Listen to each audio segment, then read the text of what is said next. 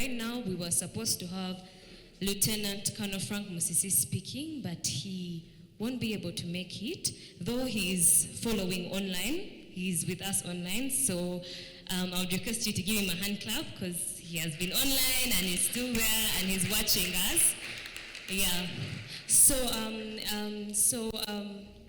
after this, okay, I'll take this opportunity to tell you who organized this event before we go forward. So this event was organized by UCU Students Guild together with TIG Network Africa. And we also have some sponsors that have been working with us. We have been working with High People, British Council, Commonwealth Alumni, UBC, and Ideation Corner. So I would like to thank our sponsors for this event. Thank you. Yes, so in a few minutes we'll have our guest of honor speak to us. But before that, we would like to introduce ourselves. So my name is Mwesigwa Joy. I am a medical student, UCU, in my third year, and I am the Vice Guild President, UCU Kampala campus. I also work with TIG Network Africa. I am the Operations Manager and I'm the Youth Representative. And I also work as the Public Relations Officer of Pro Bono Health. And let me also let my other MC introduce himself. Wow, my name is Bright Roger Sebalu. I am married to one beautiful young girl. I've had names of... some people are envious. I said one beautiful young girl. I am married by the grace of God. She's called Joyce. Right now she's doing the work that I'm supposed to be doing. She's doing mentorship in Eastern Uganda right now in a school called Wandiaka. When I'm at school, I send her to God and does the mentorship. The CEO and founder of Sebalu Oil, coconut oil. I am a graduate of Uganda Christian University, Procurement and Logistics Management, and I'm also a student of Uganda Christian University pursuing my Bachelor's of Law. I am an evangelist. That one I'm not sure. Yeah, my work is I preach the gospel, and basically for now, that's that. Thank you so very much for coming. Talked about the guest speak. Before that person is invited, I know you're going to invite Madame Dosa. I want to make some rumor mongering here. Say Otio. Otio. In 2016, if I'm not mistaken, say Otio. Otio. I moved into Sheraton Hotel. Say Otio. Otio. You know, one thing I learned in my life is you show up, and I'll tell you why. I show up. So because they told me when you want to do business, you got those high-end places where you find people there, people that can, give you. So I learned on this, Mama, the guest speaker. I won't mention the name because I don't have the authority, but I'm just, when they introduce the person, they will know. So I met her in the lobby. I know if you couldn't be there, the lobby. So I hired the, chairman, investment authority, Uganda, and I become this, just coming out of university. I'm doing this. How can I do it best? And she told me, you have to be aggressive and don't stop. Of course, she can't remember, but it was in Sheraton. Okay. Then recently, I was in one of the mentorship space. We have mentorship space. So my mentor, we normally meet once in a month. So our mentor invited a lady that her life was transformed by the guest speaker. She was called, I think, in Gayaza High School for an entrepreneur program. If I mention the name, you can relate. That is Janet Nagavuga. And she told me how this lady, actually, the person that she was supposed to work with didn't show up. Like some people have not showed up. So Janet comes up and shows up. And then our guest speaker calls on her, and the rest is history. If I tell I don't have time to tell the profile. I know she knows, but where she's been, if you've heard about mentorship class, she is the person that really started that. Wow. Yes, please. Okay, that's beautiful. We can't wait to hear from you. Before we continue, we are going to have just 10 minutes of questions. Many speakers have spoken, and we also have some questions that were written down. So if you have any other questions, you can send them, and then we'll invite our guest speaker. Yes, I have a question here. I'm just going to read it. I think it was for Commonwealth. Someone was inquiring criteria for applying for scholarship after school. After school, do you choose the university you want to go to, or the Commonwealth chooses for you the university to go to? I think they will address that question. Is there another question there? Okay, as someone comes up to address that, this question, this is the question: if a person is interested in a master's scholarship for a medicine course that requires 3 years of work experience before applying, how do they apply, and do they still qualify for the Commonwealth scholarship? Okay. Any other question before? Any more 2 questions? Then there's also another question. Please. This is to Mr. Innocent. So someone is asking how they can be part of the Women in FinTech Hackathon. Yes, and how if they can participate. This one says, I have an auntie who studied a bachelor's degree in business management, administration and management in 2017. She's currently unemployed. How can she be innovative in regards to that sector? I think, it's not. Oh, it is to Madam Ambassador, Her Excellency Ambassador Sally. This question, and Mr. Innocent, this question is directed to you. Someone is inquiring that she has an auntie who did a bachelor's degree in business administration and management. She's currently unemployed. How can that person be innovative regarding to that? Then the next, yes, please. Then this one is to the Deputy IGG. Someone is asking, are there opportunities for a medic in the police sector? Are there opportunities for medics, and how can they attain them? Yes. I think as long as they are willing to be investigated. I don't want to push it. But the next question says, it goes to the Commonwealth. Of course, the person is inquiring, how do I apply for the Commonwealth scholarship? Then what is the constellation? Then he's inquiring, is it a debt? Is it like a school, like a loan that after the person graduates, they have to pay? Maybe you will address that. Yes. Any more questions? This is the last one due to time. So this goes to the Commonwealth alumni and Ambassador Damali Sali. So how best can we as students appreciate the digital world in different careers as we are training? The developed world is appreciating developments such as AI talks, augmented reality, NFTs as early as 10 years. They are including Python programming in the education system of these children. Yet in our societies, these developments are alien. How best can we appreciate these developments to compete on the international scene?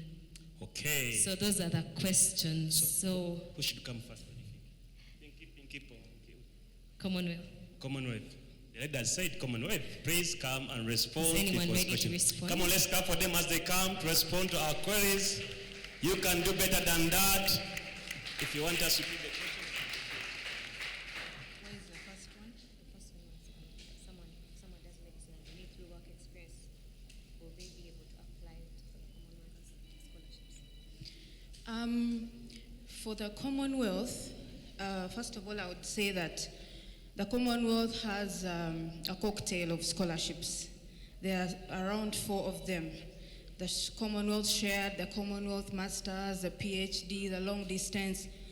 But I will not be able to answer this question in detail. What we'll do, we usually have webinars to prepare people, to prepare students to apply for these scholarships, because they also have different timelines. And I think that's when you'll be able to, because it takes about like 2 or 3 hours to go through the whole scholarship process. But the most important thing is, first of all, make sure you pass. Academic excellence is very important. Experience is important, but you shouldn't really mind about how many years. It is what you're doing. And also, if it aligns with the Commonwealth themes, it has about 7 themes, which fall under the sustainable development goals around that. So it's quite a long process. So we'll not be able to do it right now. If I went into it, you would probably not, would spend a whole night here. But we will keep I don't know who we will connect with. We are pledging to come back and probably take you through the Commonwealth. But personally, I got the Commonwealth shared, which specifically takes students who have excelled. Like you either have a first class and an upper second is like really second priority, but let me not go into the details. Yeah, we will come back. So prepare yourselves, call us back, and then we will take you through the whole process. But also make sure that you will have completed your studies. Maybe we should also come before you actually complete. I think that's when it will make sense. So yeah, I think that is it. Okay, thank you so much. Which other one? For the one who wanted to know if after school, do you choose the university you want to go to, or the Commonwealth chooses the university for you? No, it doesn't choose the university for you, you choose. So maybe the homework that I'll give you, because the Commonwealth scholarships are only offered in the United Kingdom, please go on their website of Commonwealth scholarships, familiarize yourself with what is there, and then prepare those questions. But otherwise, they don't choose the university for you. Know what you want to study, go into those universities, know their ranks, what they do, and all that stuff, and then prepare so that when we come for the webinars, you are prepared for what we're going to share. And then I think even the questions will make more meaningful. Yeah, I think that is it. Thank you so much for that. Let's give a hand clap. Come on, celebrate her. Yes. Yes, our next question was to Mr. Innocent Kawoya about the Women in FinTech Hackathon, how someone would be able to participate. Otio. Thank you. There were two questions, so let me answer them together. The Women in FinTech Hackathon is open to anyone who wants to innovate. My number is 0779 34 53 31. 0779 34 53 31. It's on WhatsApp and on mobile money, so feel free. I love that. Yeah. So feel free to send questions and I'll give you all details. Who is the person who is not having a job and they are trying to see how they can find an opportunity? Who is that person? It's here. I have an auntie who studied bachelor's degree in business administration and management 2017. She's currently unemployed. How can she be innovative in regards to that sector? Okay, let's get the details of her, and we shall, on 26th of April up to the 26th of July, we shall give her paid internship so we can train her on something. Wow, yeah. Thank you so much. So if you're the one who wrote that question, kindly reach out to Mr. Innocent Kawea after this, and your auntie will be helped. Okay. So our next question was to Ambassador Damali Sali. Stand here. I think the question was around digital spaces, artificial intelligence, ChatGPT, all that stuff that we are not taught here, but it's something that's required in the new age. One of the things that I talked about is the amount of information or access that we have through the internet and on our fingertips. Harvard Business School, London School of Economics, all those major schools are actually providing free online courses as part of their CSR. They're particularly providing those free online courses to people in countries like ours. They kind of track your IP.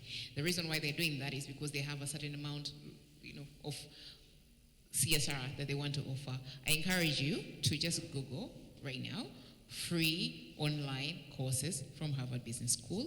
They have a huge drop down, and they offer Python, everything to do with the new digital and artificial intelligence, everything that you want to know, and you can study them. And these courses are actually very short, about 6 weeks, about 5 weeks. You should do it when you're still in school, because I think UCU gives you free internet. Make use of it, and you can learn these things in about 3 or 4 weeks. You have the basics, you have some information, you'll be ahead of the curve. That's what I would encourage you to do. But there's so much free online material that these excellent universities are offering as part of their corporate social responsibility for us. So make use of them. So if you have, and I did talk about the small habits, you can literally spend 30 minutes a day, 30 minutes every morning at 5:30, you go through your Python course online using the university internet, and in about 3 or 4 weeks, you'll be done with it. You'll be ahead of the curve, and that's it. Thank you so much. Hope your question was answered. So lastly, we're going to have our Deputy IGG. So the first question was, how can a medic get involved in police or government entities? And there's another question that has just come in. Is there any opportunity for those who have a diploma in law? Thank you very much. I will start with the last one. A lawyer is not complete if the person has not gone to law school. So you do the LLB and also do a diploma in legal practice. Because without that diploma, you cannot get to practice your law. Then how can medics benefit, especially with work in government, with the police or with the Inspectorate of Government? Medics play a very significant role, especially in our work. For instance, sometimes when we're doing our investigations, we need that medical evidence as well. Then they can also be whistleblowers by reporting cases of corruption within their sectors. But they also play a very significant role in taking care of our health. So usually, ethical healthcare practices are supposed to be the best standards, so they can actually contribute to upholding the ethical healthcare practices at work. Then they can do advocacy and awareness, advocacy for transparency and health in the healthcare systems. And also, they can be involved in drafting. You heard me talking about initiating policies. They can be involved in drafting policies. Doctors actively participate in the development and implementation of policies and regulations relating to their work, what they want to improve, regulations for combating corruption within their sectors, which nobody has done yet. They can also provide expertise, especially in designing systems that prevent those opportunities for corruption. Recently, I was handling a corruption case involving one of the hospitals here. And most of the witnesses I had were basically the medical doctors. Someone did investigative journalism a week or so ago and gave a detailed narrative of how corruption happens in hospitals, how drugs are stolen. And that is the kind of evidence we need, especially when we are to prosecute some of those cases. So doctors play a very, very important role. But above all, they treat us. They keep us healthy. They keep us going. They ensure also safety, especially for the whistleblower, people who come to report cases. By actively engaging in some of this anti-corruption work, doctors can help foster a culture of transparency within their work circles. So it is very important for us to partner, like lawyer, doctor. Even when I worked previously in the Human Rights Commission, when I'm to prove a case of torture, I would rely heavily on medical evidence. Deputy IGG, I am learned with a bachelor's degree in social sciences with a high integrity and hard work, and currently would like to work with you and after my degree of law because I love your character, personality, and encouragement. This one is very, that one is person to holder. But it is important for me to get to know who that person is so that we look out for opportunities to volunteer thereafter. If the person wants to emulate my character, be willing to volunteer and give it your best shot and know that within the shortest time possible, you'll be absorbed within. Currently, we're recruiting at the Inspectorate of Government, entry point, inspectorate officers, senior inspectorate officers, supervisors, and we subjected people to what they call the aptitude because there were so many applicants, over 3,000, and we shortlisted and we have 120. But the others did not perform well at all. Someone gets 19%, So, I mean, if you go the extra mile and read harder and work harder, you'll be able to score high. So, but also you can use this other approach of having a willing spirit to volunteer. And when you volunteer, you end up learning most of the things on job and become the expert. So thank you very much. I hope I answered your questions well.